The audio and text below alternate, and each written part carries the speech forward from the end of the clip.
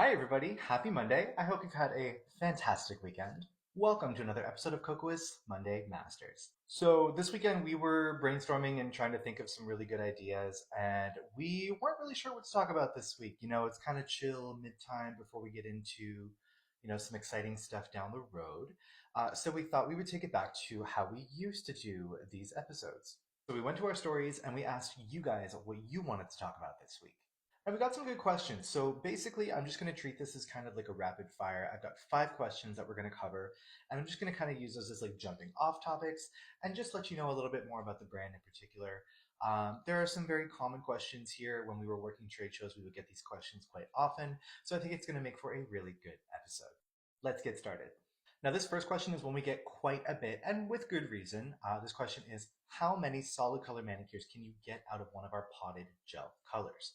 So this question is quite common, especially because when you look at a bottle of gel color, this is one of our nail thoughts colors, and you look at the pot of Japanese gel color here, it's a lot smaller, right? So this bottle here is 10 grams of product, where this is 2.5 grams of product here. You can get pretty much the same amount of manicures out of one of these potted gel colors as you can with a bottle because we're using so much less product here.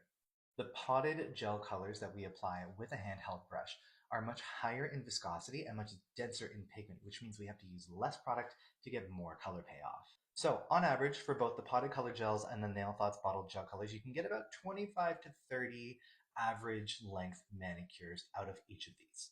Obviously, this is going to vary. A lot of people have smaller nail beds, longer nail beds, shorter nails, longer nails. So it is going to kind of change up depending on what kind of manicures you're doing.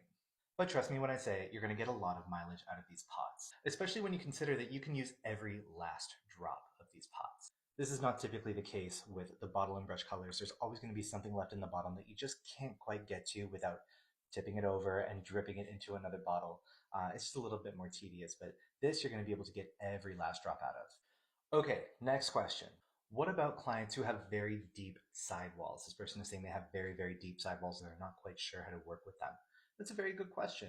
When we are working and doing overlays of gel on top of a natural nail, if it has a very, very deep sidewalls, meaning that C curve is very pronounced, sometimes if you build up too high in the center or you don't get your gel right down to the sidewall to meet that lateral fold quite nicely, your apex can end up looking very unbalanced. It can look quite thick.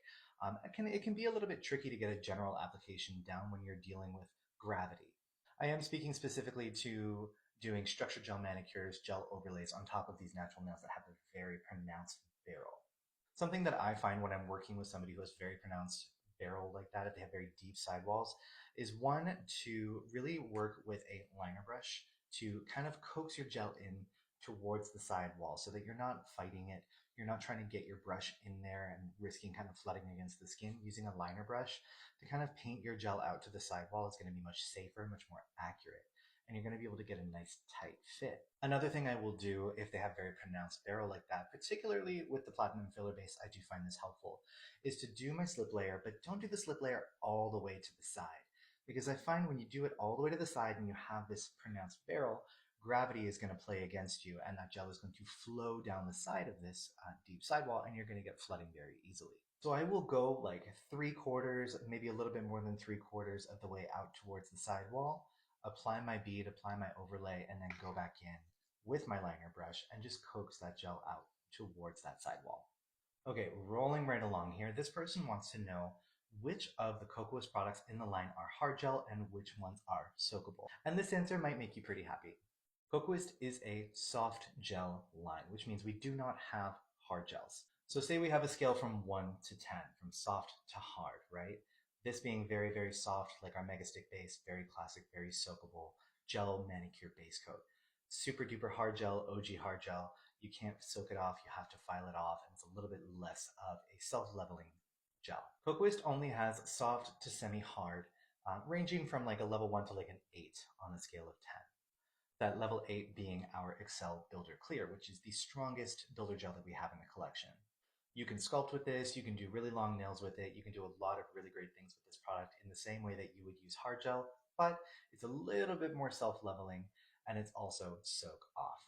The general concept of the way that we teach and train nail techs and certify them is that we really prefer to rebalance, keep the nails coated with some kind of gel, and then treat the new growth as the clients return.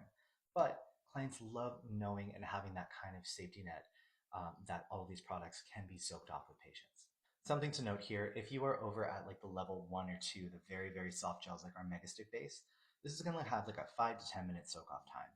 As you move up that line and you get to the harder gels, it's still a soft gel, but harder, this is going to take a little bit more patience to soak off properly. I would say about 10 to 15 minutes to soak off the Excel Builder Clear after you reduce it.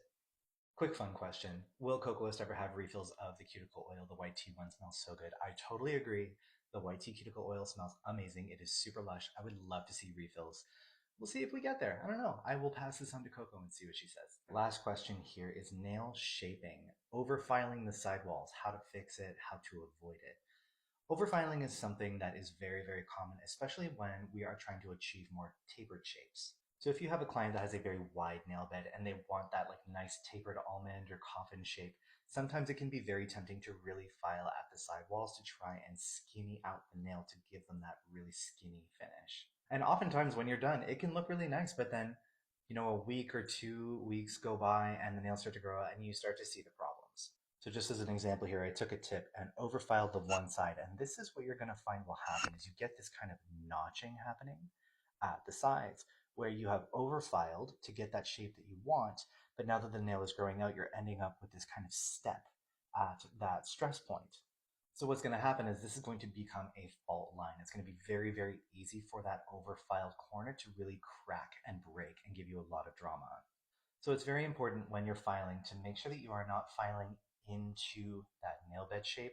You want to make sure you're coming up to that contact point, not into it and filing away from it. This is why a lot of the time you will hear nail techs talking about filing in towards the center, because if you file up too much, this is where you start to kind of saw and kind of create notching like this.